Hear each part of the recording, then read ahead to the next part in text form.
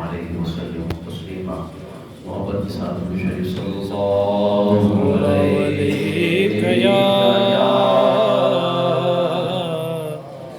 یا رسول اللہ السلام علیکم حبیب اللہ چنگیا چنگیا نال لالا یاریاں بڑیے چنگیا چنگیا نال لالا یاریاں مشکلات آسان ہو ساریاں چنگیا چنگیا نال لالا یاریاں چنگیا چنگیا نال لالا چنگیا دے وچ صفتاں نظر دو آندیاں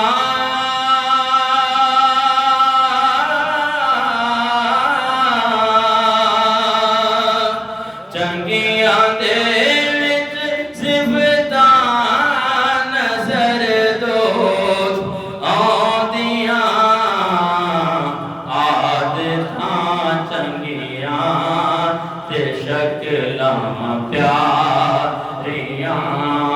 عادتاں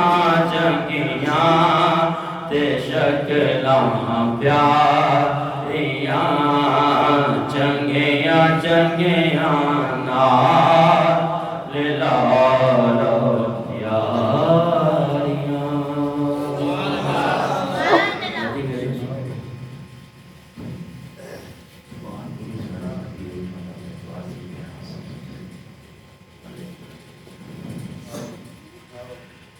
حمد و صلاۃ کے بعد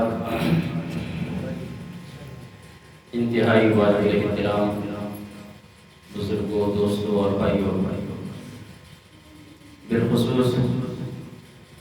قابل صد احترام میرے مشفق و مربی قبلہ صاحبزادہ سید عبدالغفور جان بابا جان دامت برکاتہ القدسیہ و صاحبزادگانی شہید اہل سنت السلام علیکم ورحمۃ اللہ وبرکاتہ زیر کی معذرت چاہتا ہوں رات کافی میرا پروگرام تھا کوئٹہ میں کافی لیٹ میں رات پہنچا تو اس لیے معذرت خواہ ہم آج جو ہے ہوٹل پر نہیں پہنچ سکا تو دعا ہے کہ خالق کی کائنات ہمیں حق بیان کرنے کی توفیق عطا فرمائے اور حق سن کر اس پر عمل کرنے کی توفیق عطا فرمائے پچھلے جمعہ المبارک سے آپ احباب کے سامنے یہ بات ہو رہی تھی کہ من دون اللہ اور ہے اولیاء اللہ اور ہیں من دون اللہ سے مراد بت ہیں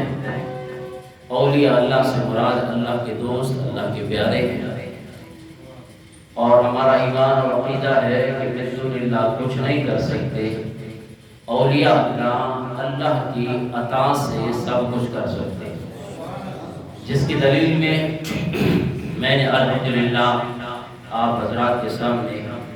قرآن مجید فرقان حمید سے آیات بینات آپ احباب کے سامنے تلاوت کی تھی اور پورے قرآن کا مطالعہ کر کے دیکھیں کیونکہ ہر جگہ پہ لفظ من دون اللہ کا معنی اللہ کے سوا نہیں ہوتا وہ میں نے پچھلے جمعہ المبارک میں آپ کو اس کی وضاحت دی تھی تو جو احباب معاذ اللہ اللہ کے ولیوں کی گستاخی کرتے ہیں تو پھر وہ آیات پڑھتے ہیں جن آیات کے اندر من دون اللہ کا لفظ موجود ہوتا ہے جیسے کہ اللہ کا قرآن 17واں پارہ سورہ حج آیت نمبر 73 میں خالق کائنات نے ارشاد فرمایا یا ایھا الناس ضرب مثل فاستمعوا له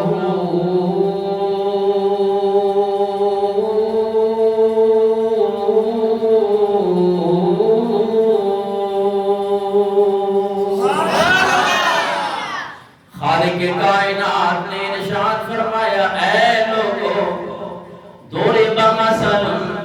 بیان کی جا رہی ہے تمہارے سامنے ایک مثال فَاسْتَمِعُوا لَهُ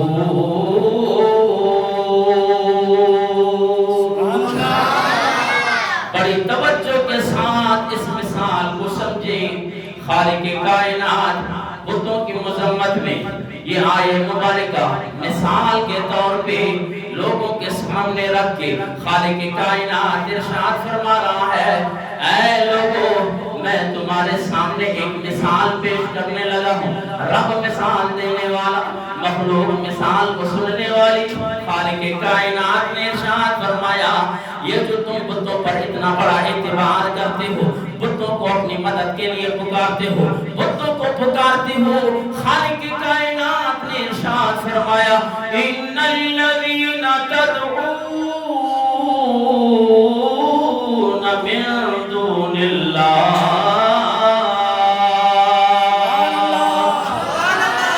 یہ قرآن کی آیت اس لیے پڑھ رہا ہوں لفظوں پر غور کریں کہ خالق کائنات نے بتوں کی مذمت میں جو لفظ استعمال کیا وہاں پہ فرمایا من دون اللہ ان الذین تدعون من دون اللہ بے شک وہ جن کو تم پکارتے ہو اللہ کے علاوہ یعنی ان بتوں کو پکارتے ہو ان بتوں کی پوجا کرتے ہو خالق کائنات نے مثال دی لن یخلقوا ذبابا یہ ہرگز مکھی نہیں بنا سکتی بات کیسی کی خالق کائنات نے اللہ اکبر کبیرہ وَلَا اجْتَمَعُوا لَهُ رب تعالیٰ نے ارشاد فرمایا اگر یہ کائنات کے سارے بت جمع ہو جائیں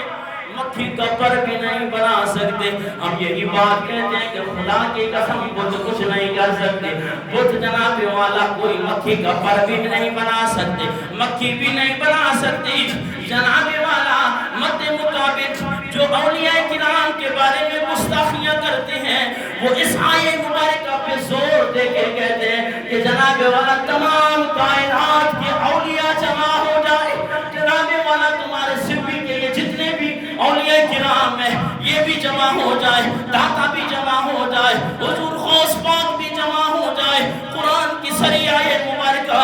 خالق کائنات نے ارشاد فرمایا لن یخلقوا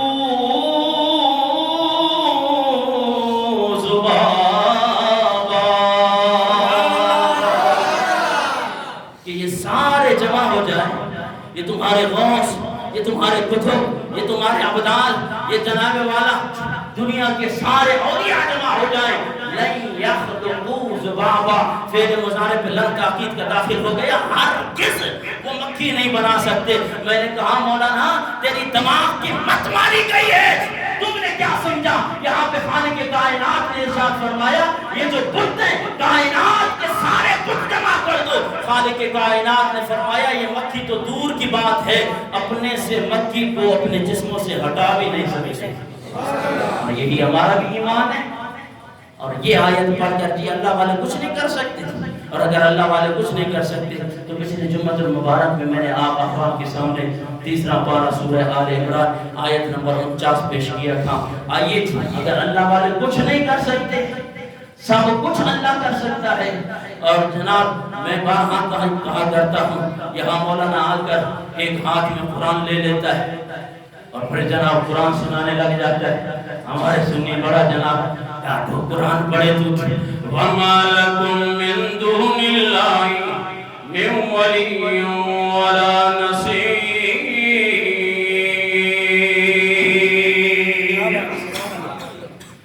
مولانا کو بلا کے جناب پنجاب سے مولانا کو بلایا مولانا نے سیدھے ہاتھ میں قرآن پاک لے کر جناب والا قرآن پاک کے مفہوم کو بگاڑنا شروع کیا تو ہم میں قرآن پڑھنے لگا ہوں رب کا قرآن پڑھ رہا ہوں وَمَا لَكُم مِّن دُونِ اللَّهِ نہیں ہے تمہارے لیے اللہ کے علاوہ مِن وَلِيٍّ نہ کوئی ولی ہے وَلَا نَصِيرٍ ہمارا سیدھا سنی جناب جب قرآن پڑھے تو اللہ کو ملاوا نہ کو ملے نہ کو مددگار وہ اسا چھو چاہتا ہوں المدد یا غوث اعظم پہنچو چاہتا ہوں المدد یا رسول اللہ جدی اللہ کو علاوہ کو مدد نہ ہے کرے سکو اللہ کو علاوہ کو ولی نہ ہے اللہ کو علاوہ کو جناب والا اسمانی مدد نہ تو کرے وما لکم من دون اللہ قرآن پڑھے تو مولوی تو اگر یہ بات ہے پھر مجھے بتائیں عیسیٰ علیہ السلام اللہ ہے یا غیر اللہ ہے؟ وہ اللہ نہیں، اللہ کی مخلوق ہے، اللہ کا رسول ہے، اللہ کا نبی ہے۔ وہ فرماتا ہے انی اخلق لکم من الطین، میں مٹی سے پرندہ بنا کر فانفخ فیہ اس کے اندر پھونک مارتا ہوں فیکون طیرا، وہ سچ مجھ کا پرندہ بن کے اڑنے لگا۔ اور اللہ کے علاوہ اگر کوئی زندگی نہیں دے سکتا تو حضرت عیسیٰ علیہ السلام قرآن کی زبانی کیا کہہ رہے ہیں؟ اور اگر اللہ کے علاوہ کوئی کسی کو بچہ نہیں دے سکتا، اولاد نہیں دے سکتا، میں پوچھنا چاہتا ہوں سورہ مریم 16واں پارہ آیت نمبر 19 ہے، خالق کائنات نے ارشاد فرمایا قال انما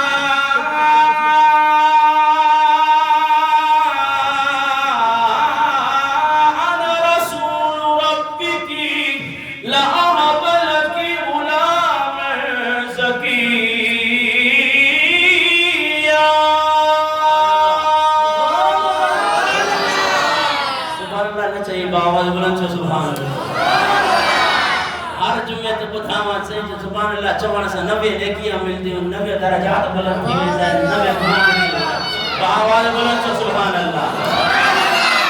رب جی پاکیز کی بیان کندو پاک تھی ویندو رب تمہارے امیں ہی پاک ہے بھائی۔ آواز بلند سے سبحان اللہ۔ اب مولانا کے سامنے یہ قرآن پاک کی آیت مبارکہ رکھ دو، اگر رب کے علاوہ کوئی کچھ نہیں کر سکتا، اولاد اللہ دینے والا ہے، بیٹے اللہ دینے والا ہے،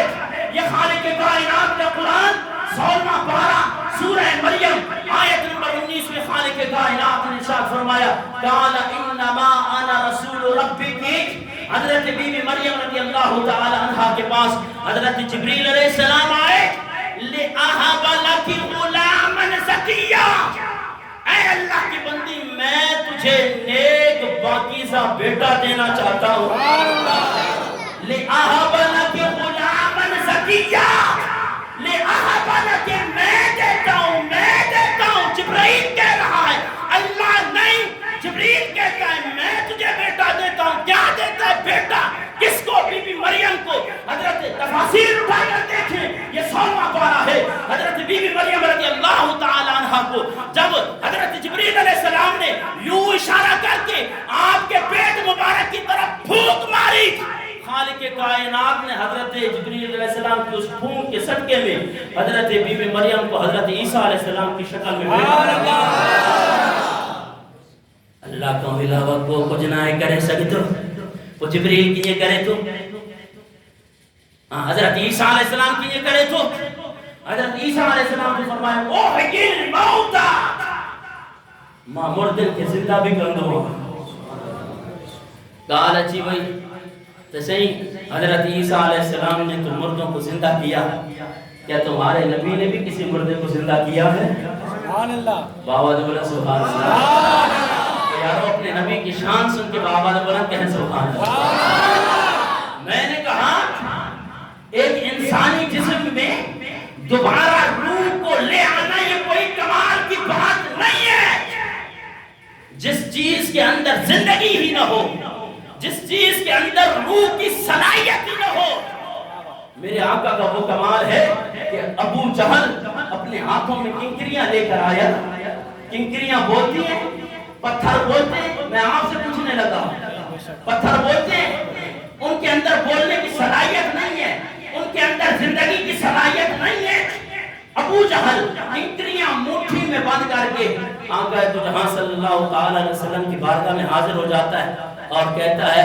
کہ اے مسلمانوں کے نبی مجھے یہ بتا کہ اس مٹھی بند میں کیا چیز ہے؟ سبحان اللہ،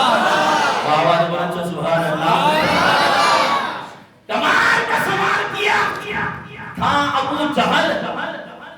جاہلوں کا باپ، لیکن جو سوال کیا نا وہ آنے والے یہ جو اب جو ابو جہل ہے ان کے لیے کہ نبی کو دیوار کے پیچھے کا علم نہیں ہے. ارے ابو جہل کا بھی یہ عقیدہ تھا کہ نبی وہ ہوتا ہے جو غیب کی خبریں بتاتا ہے.